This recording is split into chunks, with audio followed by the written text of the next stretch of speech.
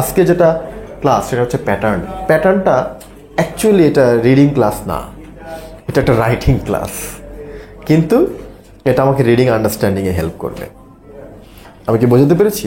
Pattern ক্লাসটা হচ্ছে একটা কাইন্ড অফ রাইটিং ক্লাস।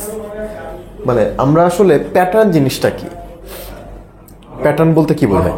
গঠন। আচ্ছা, গঠন মানে হচ্ছে যে কি ধরনের মানে অ্যাকচুয়ালি লেখা হয়। তো আমরা এই রিডিং ক্লাসটাকে রাইটিং রিডিংয়ের সমন্বয়ে একটু বোঝানোর চেষ্টা করবো তোমাদেরকে। মানে তিনটা, এই চ্যাপ্টারে তিনটা টোটাল আমাদের ক্লাস থাকবে। তা আমি জাস্ট তোমাকে রাইটিংয়ের প্রেক্ষাপটে রিডিং বোঝানোর চেষ্টা করব। একজন রাইট করলেই তো আমি সেটা পড়ি নাকি? কারো লিখাই তো আমি পড়ি। তাহলে লিখা যে লিখে তার লেখার পার্সপেক্টিভটা আমার জানা দরকার। এটা আমি রাইটিং ক্লাসেও আলোচনা করি, তোমাদের সাথে আলোচনা করতেছি। কারণ হচ্ছে গিয়ে রাইটিং, গ্রামার, রিডিং এই তিনটা এমনভাবে একটা আরেকটার সাথে কানেক্টেড যে আমি কোনোটাকে চাইলেও বাদ দিতে পারি না। রাইটিং সবসময় দুই ধরনের রাইটিং হয়। একটাকে বলা হচ্ছে গিয়ে প্রসেস রাইটিং, এটা কিন্তু বইয়ের ভিতরে নাই। হ্যাঁ, সব কিছু কিন্তু আমি বইকে টাচ করি না, এটা জানো। আমার তোমাকে সুবিধার জন্য যেটা আমার বোঝানো দরকার সেটা আমি বোঝাই, আবার বইতেও যাবো একটু পরে। একটাকে বলা হয় প্রসেস রাইটিং, আর একটা বলা হচ্ছে গিয়ে প্রোডাক্ট রাইটিং।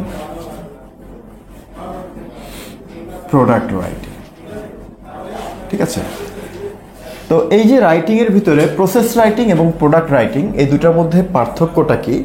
সেটা হচ্ছে যে প্রসেস রাইটিং হচ্ছে তুমি একটা জিনিস কিভাবে লিখবা, তুমি একটা জিনিস লিখবা তখন সেটা কিভাবে লিখবা।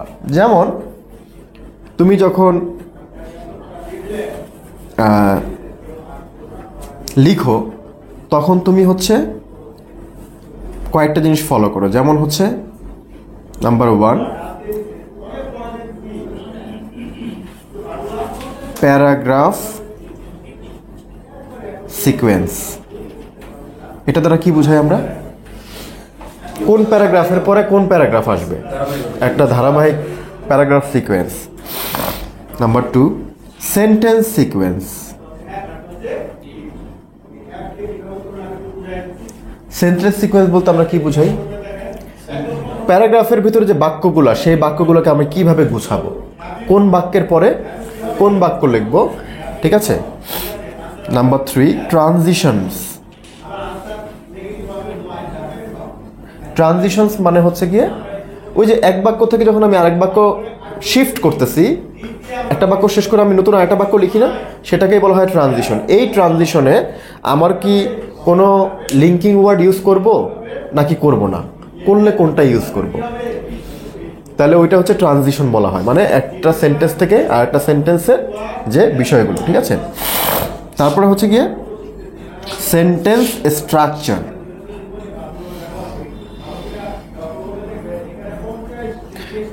আমরা যত লেখালেখি করি সব লেখালেখি তিনটা সেন্টেন্সের আন্ডারে পড়ে, হয় সিম্পল, না হলে কমপ্লেক্স, না হলে কম্পাউন্ড। যেগুলো সাধারণত সিঙ্গেল সেন্টেন্স বা ছোট সেন্টেন্সে লিখি সেগুলো সিম্পল সেন্টেন্স, আর যেই সেন্টেন্সগুলোকে ক্লজ যুক্ত করে লিখি, বড় করি, সেগুলোকে বলা হয় কমপ্লেক্স সেন্টেন্স। আর একটা হচ্ছে কি কম্পাউন্ড সেন্টেন্স। তাহলে সেন্টেন্স স্ট্রাকচারটা আমাদেরকে ফলো করে লিখতে হয়। তাহলে এগুলো কি লেখার ভেতরের কাজ। যেমন প্যারাগ্রাফ সিকোয়েন্সের ভিতরে আমরা কি করি, একটা প্যারাগ্রাফ সিকোয়েন্সটা কিভাবে হয়? প্রথমে হয় হচ্ছে গিয়ে হেডিং হয় না? তারপরে যদি সাব হেডিং যদি দরকার হয়, সব সময় দরকার হয় না, তাই না? তাহলে নাম্বার 1 হচ্ছে হেডিং, নাম্বার 2 হচ্ছে সাব হেডিং, নাম্বার 3 হচ্ছে ইন্ট্রোডাকশন প্যারা, নাকি? ইন্ট্রোডাকশন প্যারা। নাম্বার 4 হচ্ছে ডেসক্রিপশন প্যারা। যদি একটা প্যারাগ্রাফ হয় তাহলে ইন্ট্রোডাকশন, ডেসক্রিপশন সব একটার ভিতরেই, প্যারার ভিতরেই হবে।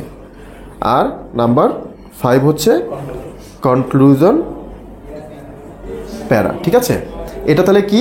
এটা হচ্ছে ইন্ট্রোডাকশন পার্ট। আচ্ছা, এবার আসি সেন্টেন্স সিকোয়েন্সটা কেমন হয়। প্রথমে কি হয়? সাধারণত টপিক সেন্টেন্স, নাকি? মনে আছে? প্রথমে কি হয়? তারপরে কি হয়? Supporting sentence. তারপরে কি হয়? এক্সাম্পল হতে পারে। তারপরে কি হতে পারে? কনক্লুডিং সেন্টেন্স হতে পারে। কি হতে পারে? Concluding sentence, right? তাহলে আমার প্যারাগ্রাফ সিকোয়েন্সটা কি হয়? প্যারাগ্রাফ সিকোয়েন্সটা হয় হচ্ছে গিয়ে হেডিং, সাবহেডিং, ইন্ট্রোডাকশন প্যারা, ডেসক্রিপশন প্যারা এবং কনক্লুশন প্যারা। আমি মুখ দিয়ে বলতেছি, তোমরা বুঝে নাও, আমি লেখার সময় হয়তো একটু এলোমেলোভাবে লিখে ফেলি, ঠিক আছে? ওকে, এখন সেন্টেন্স সিকোয়েন্স যখন আমরা করি, মানে সরি, সেন্টেন্স সিকোয়েন্স বলতে প্যারাগ্রাফের ভিতর যখন আমরা সেন্টেন্স সিকোয়েন্স করি, তখন আমরা টপিক সেন্টেন্স করি, সাপোর্টিং সেন্টেন্স করি, এক্সাম্পল দিই, আর হচ্ছে গিয়ে কি করি? কনক্লুডিং সেন্টেন্স দিই, তাই না? সেন্টেন্স শর্টকাট লিখে দিলাম, কনক্লুডিং সেন্টেন্স। আচ্ছা, ট্রানজিশন যখন করি, এই ট্রানজিশনগুলো আমার হয় কোথায়? এই ট্রানজিশনগুলো হচ্ছে গিয়ে, ধরো এই যে বক্স, এগুলো হচ্ছে ট্রানজিশন। বক্স মানে কি? এই যে টপিক সেন্টেন্স থেকে যখন আমি সাপোর্টিং সেন্টেন্সে যাব, তখন আমার ট্রানজিশন ওয়ার্ড ইউজ করতে হয়। সাপোর্টিং সেন্টেন্স থেকে যখন আমি এক্সাম্পলে যাব, তখন আমার ট্রানজিশন ওয়ার্ড ইউজ করতে হয়। এক্সাম্পল থেকে যখন আমি কনক্লুশনে যাব, তখন আমার কি করতে হয়? ট্রানজিশন ওয়ার্ড ইউজ করতে হয়। এই ট্রানজিশন ওয়ার্ডগুলোকে ইংরেজি কনজাংটিভ অ্যাডভার্ব। যেমন আমরা অনেক সময় মোর ওভার দিয়ে শুরু করি না, অ্যাকচুয়ালি দিয়ে শুরু করি না, তারপরে অন দ্য আদার হ্যান্ড দিয়ে শুরু করি কোনো কোনো বাক্য। এগুলোকে বলা হয় কি? Conjunctive adverb. ম্যাক্সিমামই অ্যাডভার্বের কাজ করে, এদেরকে বলা হচ্ছে কনজাংটিভ অ্যাডভার্ব। এই যে কনজাংটিভ অ্যাডভার্ব, কনজাংশন, এগুলোর সমন্বয় হচ্ছে আমাদের লিঙ্কিং ওয়ার্ড। কি এগুলোর সমন্বয়? কি লিঙ্কিং ওয়ার্ড, যেটা অলরেডি ওই যে তোমাদেরকে এক্সট্রা একটা শিট আমি দিয়ে দিয়েছি, একটা টেবিল, যেটা বলেছি যে অতিরিক্ত তথ্য প্রকাশ করতে গেলে কি কি লিঙ্কার্স প্রকাশ তোমাদের পরীক্ষা এসেছে। তারপরে হচ্ছে কি বিপরীত তথ্য প্রকাশ করতে গেলে কি কি ধরনের লিঙ্কার্সগুলো ব্যবহার হয়, যেগুলো তোমাদের এসেছে। তাহলে এখন একটা রিডিং বুঝতে গেলে তো এগুলোই তোমাকে আসলে খেয়াল করতে হবে। একটা রিডিং যখন আমরা বুঝতে যাই, তখন কী খেয়াল করতে হয়? খেয়াল করতে হয় যে আমার পুরো লেখাটার স্ট্রাকচার কি আছে, হেডিং আছে কিনা, সাব হেডিং আছে কিনা, ইত্যাদি ইত্যাদি। তারপরে আমাকে খেয়াল করতে হয় যে সেন্টেন্স সিকোয়েন্সগুলো কি আছে, সেন্টেন্স সিকোয়েন্সের মধ্যে ট্রানজিশন ওয়ার্ডগুলো কি আছে, আমি কি লেখার মধ্যে টপিক সেন্টেন্সটাকে বের করতে পারি কিনা, অথবা টপিক সেন্টেন্স বা দু একটা এক্সাম্পল পরে কনক্লুডিং সেন্টেন্স পরে কি আমি মেইন আইডিয়াটাকে ধরতে পারি কিনা, এগুলো নিয়ে হচ্ছে আমাদের। আর সেন্টেন্স স্ট্রাকচার কি? যে সেন্টেন্স স্ট্রাকচার হচ্ছে গিয়ে সিম্পল, কমপ্লেক্স, কম্পাউন্ড। লিঙ্কার্সটাকে আরো বড় পরিসরে চিন্তা করতে হবে। লিঙ্কার্স মানে শুধু ট্রানজিশন ওয়ার্ড না, কনজাংশনও হয় সেখানে। ট্রানজিশন ওয়ার্ড তো সরাসরি দুটো বাক্যকে জয়েন করে না, করে একটা বাক্য থেকে আরেকটা বাক্যতে শিফট হওয়ার সময় ওই ওয়ার্ডগুলোকে আমি ব্যবহার করি, কিন্তু ওটা কি সংযুক্ত করে? কিন্তু অ্যান্ড তো সরাসরি সংযুক্ত করে, তাই না? তাহলে আমি অ্যান্ডকে বলছি হচ্ছে কি? কনজাংশন। কেন?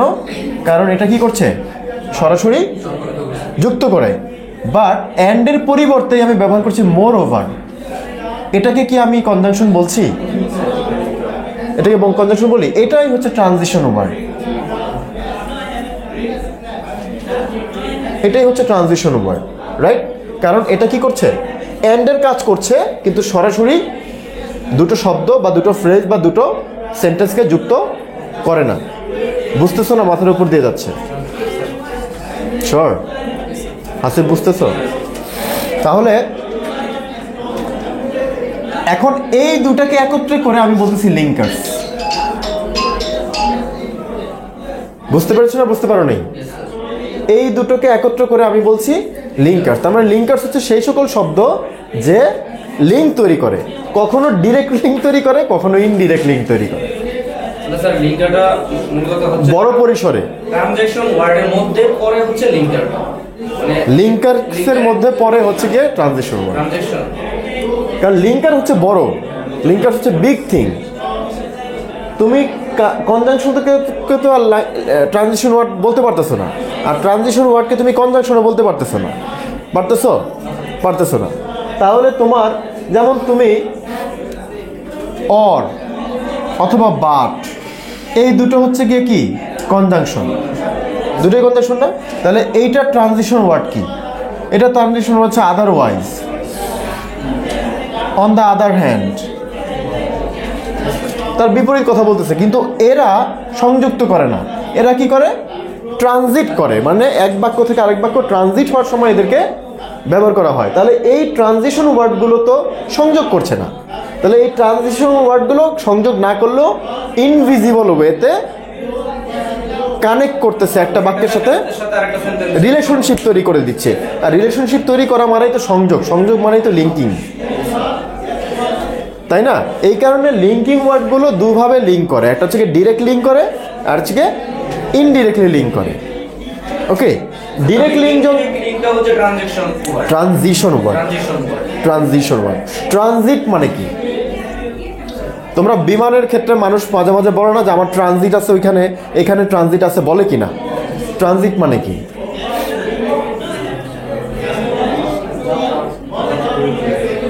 ট্রানজিট মানে যাত্রা বিরতি না। ট্রানজিট মানে হচ্ছে গিয়ে একটা থেকে আরেকটাতে শিফট হওয়া। তুমি বাংলাদেশ বিমানে করে দুবাই পর্যন্ত গেছো, ওইখান থেকে কাতার এয়ারলাইনে করে তুমি হচ্ছে গিয়ে আমেরিকা চলে গেছো। তাহলে তুমি কি বাংলাদেশ বিমানে করে আমেরিকায় গেছো? কিন্তু তুমি তো ঠিকই আমেরিকায় গেছো, সেন্টেন্স পরিবর্তন করে ফেলছো না? তাহলে এই যে পরিবর্তন করছো কোথায়তে? দুবাইতে। এই কারণে দুবাইকে বলা হচ্ছে ট্রানজিট, যে আমার দুবাইতে ট্রানজিট আছে, আমার কাতারে ট্রানজিট আছে, আমার অমুক জায়গায় ট্রানজিট আছে। কেন বলে কথাটা? বিকজ ওই জায়গাটাই সেই পয়েন্ট যে জায়গাটাতে তুমি একটা বিমান থেকে আরেকটা বিমান শিফট করতেছো। ইভেন হয়তো তোমাকে আরেকটা বিমানের শিডিউল অনুযায়ী তোমাকে ওইখানে 6 ঘন্টা থেকে মানে 3 ঘন্টা থেকে 12 ঘন্টা পর্যন্ত ওই এয়ারপোর্টেই থাকতে হতে পারে। এটাকে বলা হচ্ছে ট্রানজিট। তাহলে ট্রানজিট থেকে ট্রানজিশন ওয়ার্ড। তাহলে তোমার এই দুইটা বাক্যের ভিতরে, যেমন আমি যদি উদাহরণ হিসেবে লিখি, I go to market and I do shopping. গতকালকে ওদেরকে উদাহরণ দিয়েছি। আচ্ছা, এটা কি করেছে? I go to market, I do শপিংকে অ্যান্ড দ্বারা যুক্ত করেছে। তাহলে এটা কি ট্রানজিট করলো না এটা কনজাং করলো? এটা কনজাং করেছে, রাইট? আচ্ছা, এখন আসো, I go to market moreover I do shopping। এখন কি করেছে? I go to market full stop, তারপরে মোরওভার দিয়ে আই ডু শপিং। আমি মার্কেটে যাই, এছাড়াও আমি শপিং করি। মার্কেটে তুমি অন্য কারণেও যেতে পারো, রাইট? তাহলে এইখানে মোরওভারের কাজটা কি? এটা ট্রানজিট করেছে, কিন্তু কাজ তো একই। এই বাক্যের সাথে এই বাক্যের একটা সংযোগ করেছে। কিন্তু এই দ্বিতীয় বাক্যে নাম্বার 1 এবং 2 যদি আমরা চিন্তা করি, প্রথম বাক্যে হচ্ছে গিয়ে সে সরাসরি সংযোগ করে দিয়েছে, আর দ্বিতীয় বাক্যে সে সরাসরি সংযোগ করে নাই। বাক্য দুটোকে সেপারেট রেখে তার ভিতরে একটা ইনভিজিবল সম্পর্ক তৈরি করেছে। আমি কি বোঝাতে পেরেছি? তাহলে এই যে এটা এবং এটাকে যদি আমি এক নামে যদি বলতে চাই, তাহলে এদেরকে বলবো লিঙ্কার্স। এই দুটাকে যদি আমি একই নামে প্রকাশ করতে চাই, তাহলে বলবো লিঙ্কার্স। মানে লিঙ্কার্স বংশের মধ্যে এরা পড়ছে, আবার তাদের দুই আলাদা সন্তান আছে, কনজাংশন এবং ট্রানজিশন ওয়ার্ড। এই দুই সন্তানের মধ্যে আবার দুইজন দুইভাবে প্রকাশ পায়। এখন আমি তোমাদেরকে যে লিঙ্কিং ওয়ার্ডের যে লিস্টটা দিয়েছি, ওইটার ভিতরে মানে প্র্যাকটিক্যালি লিঙ্কিং ওয়ার্ডগুলো কোন ক্যাটাগরি অনুযায়ী ব্যবহার হয় সেই ক্যাটাগরি অনুযায়ী লিস্টিং করা আছে। এখন এই ক্যাটাগরি অনুযায়ী লিস্টিংয়ের ভিতরে একই গ্রুপের ভিতরে ট্রানজিশন ওয়ার্ডও পড়তেছে, আবার কনজাংশনও পড়তেছে। কারণ তুমি যখন অতিরিক্ত তথ্য প্রকাশকারী লিঙ্কার্সগুলো শিখতেছো, সেখানে তুমি মোরওভারকেও পাচ্ছ, আবার অ্যান্ডকেও পাচ্ছ। আমি কি বলতে পেরেছি? কারণ হচ্ছে ওইগুলো ব্যবহারই হয় হচ্ছে অতিরিক্ত তথ্য প্রকাশ করার ক্ষেত্রে। এখন অ্যান্ড যখন যুক্ত হচ্ছে তখন সে কনজাংশনের কাজ করে, আর যখন হাউএভার বা মোরওভার যুক্ত হচ্ছে তখন সে ট্রানজিশনের কাজ করে। কিন্তু মৌলিক কাজটা দুইটার মধ্যে কি করা? সংযোগ তৈরি করা। এটাই মূলত করছে। আর একটা ব্যাপার হচ্ছে যে যখন কনজাংশন দ্বারা কোনো সেন্টেন্স তৈরি হয়, সেই সেন্টেন্সটা হবে হচ্ছে হয় সিম্পল, না হলে কমপ্লেক্স, না হলে কম্পাউন্ড। কিন্তু ট্রানজিশন ওয়ার্ড দ্বারা যেহেতু ওইভাবে কোনো সেন্টেন্স তৈরি হয় না, তাই এটা কোনো নতুন সেন্টেন্সের রূপ দিতে পারে না। জাস্ট একটা সেন্টেন্স থেকে আরেকটা সেন্টেন্সে ট্রানজিট করে মাত্র। অর্থাৎ 1 এবং 2কে যদি আমরা চিন্তা করি, 1 নম্বর সেন্টেন্স হচ্ছে কম্পাউন্ড সেন্টেন্স, খেয়াল করে দেখো। কিন্তু 2 নম্বর সেন্টেন্সকে তুমি কম্পাউন্ড সেন্টেন্স বলতে পারবা? দুইটা আলাদা সেন্টেন্স। মানে এটাকে তুমি আলাদা করে কোনো সেন্টেন্স আকারে নাম দিতে পারতেছো না। 1 এর 2 এর 2তে মূলত দুইটা বাক্য আছে, দুইটা বাক্য সিম্পল সেন্টেন্স। এখানে আই গো টু মার্কেট, নিচেরটা হচ্ছে আই ডু শপিং। দুইটাই হচ্ছে গিয়ে আলাদা আলাদা সিম্পল সেন্টেন্স। ঠিক আছে।